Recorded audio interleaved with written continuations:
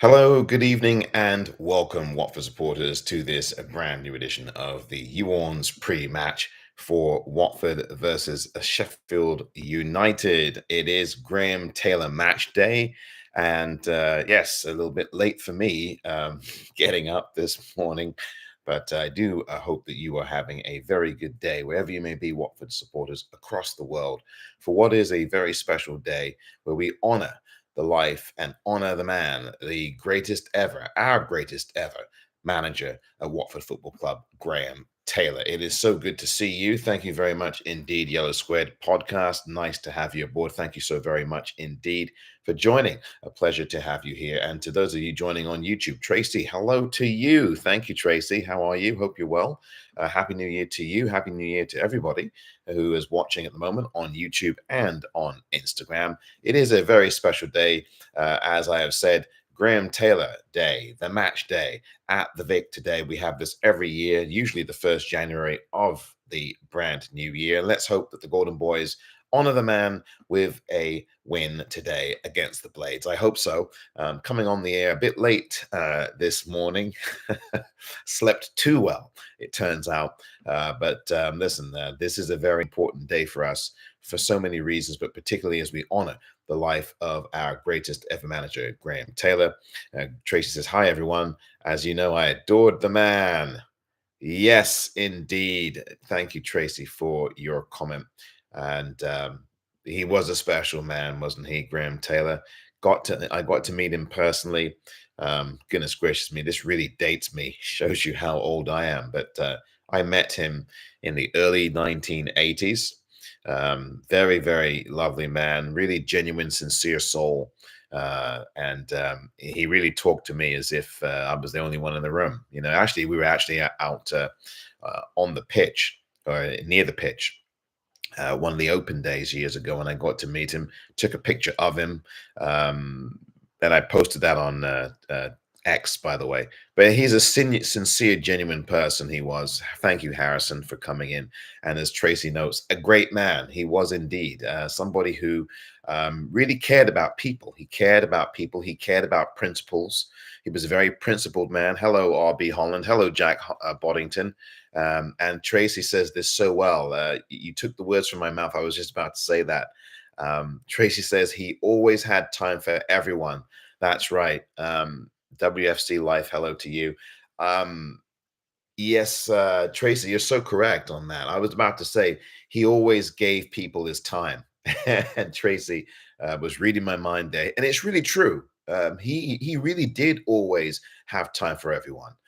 He really did, and he was doing it out of the generosity and pureness and sincerity of his own heart. And he was somebody who really believed in community. That's something that he stressed to his players. And it's not just community in the dressing room and on the pitch, but community throughout Watford as a town. You know, he really cared about those kinds of things. He felt that having a really close knit together community was an extension of what he did at Watford. It was a family thing for him. He preached family, togetherness, unity, treating everybody with decency and fairness, and working really hard. These are the kinds of things that I think some of us, in this culture, in football and just in life, some people out in the world have got away from that. And I think a day like this helps us to remember the things that are important: family, your loved ones, your children, all those things. Graham Taylor was all about that. He was all about having people in an environment like the Vic that made everyone comfortable to be there, no matter who they are, no matter what they look like. Anne Swanson, as you remember, some of us in the room here remember very well, created the family enclosure. And Graham Taylor was one of the people who thought it was a tremendous idea that Anne do something like that, that he was very receptive to what Anne did. And he was very much in favor of what her idea was about that. So, this is somebody who really cared. I want to read out all your comments. They're all coming in, actually, even though we're only 15 to 16 minutes away from match day. I got off to a very late start, but you hold up your flag, you hold up your scarf and hold it aloft, and you wear your 1984 and all the rest. So I do want to say it's a pleasure to have you here. And I just want to just read out your comments now because they're all coming in. I want to thank you all for joining here. We're just a few minutes away from kickoff, actually, against the Blades. But I do want to read your comments out. Hey, says RB Holland. Hello to you, RB. Jack Boddington says, hey, Omar, happy GT match week. Hope you're doing well. I am. Thank you for asking. I hope you're doing well as well. Jack, all the way there from Australia, where I think now is around 10 o'clock at night or thereabouts, 10 or 11 o'clock at night. Do hope that you don't fall asleep during this match, Jack. I hope that the football's good enough too, that you don't fall asleep. I'm sure you won't. Great additions back into the side, and I'm feeling confident today. Well, Jack, that's really good news that you are feeling confident today. I am as well. Your predictions, please, everyone. I'm going with a Watford 3, Sheffield United 2. That's what I'm going with today. I think it's going to be a goal-scoring fest. Sheffield United, a difficult team. Of course, we've lost 3 of our last 4 now, which is a mini slump, I'd say. And Sheffield United have not won in any of their last 3. They drew their last 2 home games in succession in the space of about 4 days or so. And then they lost to Sunderland, rather, on New Year's Day 2-1. So that's the form that we are both in at the moment. Harrison Allardyce says there's only one Graham Taylor. Still Backman starts with the big C next to his name too. Let's hope he has a good game. Harrison, I hope so. I hope he does. Do us proud today. Goopy, hello to you. Nice to see you from Buffalo, New York. Go on, Utes. Well done there, Goopy. Thank you very much indeed. Good to see you here. I was at Cardiff for the Cardiff game that stayed after. And Tracy, thank you for that. RB Holland 2-1, bar to score first. Jack Boddington says, I go with a 2-1 victory. The Vic is going to be bouncing today. Thank you, Jack, for that comment as well. Thank you, RB Holland. Tracy, thank you for your comment as well. And we're going to also go off to YouTube land here. Thank you, YouTubers, for your comments, and thank you for being patient. Speedy says, we miss Bashiru big time. Speedy, yeah, we do, don't we? Boy, oh boy.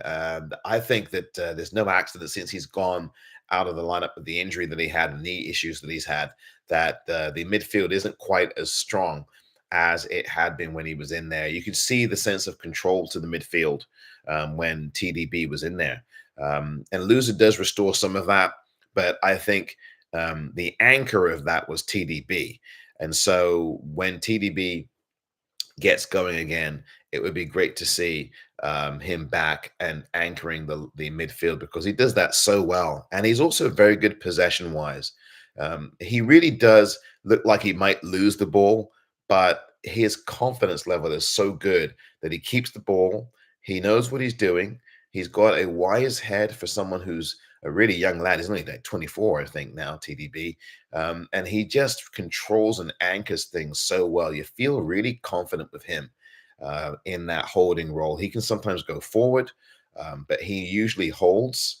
And he makes things really look really easy out there, which, of course, they're not, but he makes them look easy. Hey, Omar, says Matt. Hello, Matt. Good to see you. Hey, Omar, Graham Taylor was a Watford legend. Such a kind person. Always gave up his time to talk to fans, no matter what was going on in his own life. Very, very true, Matt. Thank you, as always, for your comments, as you are one of the regulars here on YouTube. It's always great to hear from you. Thank you so much, Matt. And you're absolutely right, spot on about Graham. Graham Taylor always gave his time. I know that Tracy talked about it earlier on Instagram, and I mentioned it earlier. And I know you commented on it a little while ago. I only just got to your comment now. But he did give his time to everyone. It didn't matter what was going on privately for him. He always put you first. And that was the selflessness of the man. You know, Graham Taylor was a very selfless human being. He always gave of himself and put himself second, and put himself, himself second and put you first. And that's kind of the really decent quality that he really had. And I miss him every day. Yeah, I really do. I think the club misses him. I think he's someone who epitomizes that kind of decency and quality, very good manager. But, we haven't really talked about his managerial skills in this time that we've been on the air here. We've talked about who he was as a person, which tells you a lot about Graham Taylor. Usually when you talk about managers, you talk about how, oh, the manager's fantastic. He did this, this, and this, and the team did this. But none of us has said that so far. because Graham Taylor did do great things as a manager, obviously. We talk about him being our greatest ever manager, but all of us so far have talked about how decent he was, because that shows you the measure of the man. Very decent man.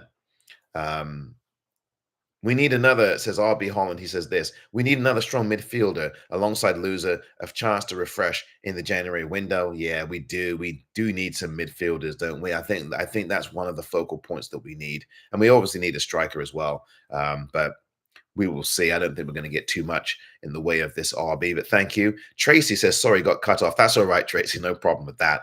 Thank you, Tracy, on Instagram. She continues, I stayed behind after the Cardiff match with my grandson to see the players leave as he wanted photos. There was a boy who had been promised a shirt by a player and was asked to wait outside. They waited for ages, says Tracy, but it didn't happen. This is the type of thing that wouldn't have happened if GT was there. I agree. And Tracy, I'm sorry that your grandson didn't get the shirt that he was promised, and I hope that the club rectifies that. I don't know. Have you spoken to the club about this, Tracy? If you haven't, I think you should. I think you should. Not to say that the club's going to do something, or they might, though. But I wish to speak to Chris Price. I think is the man who does, who's in charge of supporter issues and personnel. I think something like that. Chris Price. Oh, I'm sorry. It wasn't us. It was another lad. Okay, thank you, Tracy, for that. I misunderstood. Thank you. I misunderstood what you said, or I misread what you said. So thank you. I do hope, though, that that other person does get in touch with Watford. I think Chris Price is the person to get in touch with about things like that. But yeah, I agree with you, Tracy. That would not have been on if that was Graham Taylor. Graham Taylor, had he got wind of that, he would have definitely made a point to whoever is responsible to get a shirt out to that person, and it would have been done pronto. That you can be rest assured of. So thank you for the comment there, Tracy, and telling that story. Yeah, it doesn't happen the same anymore, does it, Tracy? We are from a generation of the past. I am, and I suspect that you may be as well, Tracy. But I'm definitely from a generation of way back. I'm a bit older than I look. Um, but I'm from a generation of way back where that would not have gone. That would not have been on. Absolutely would not have been on.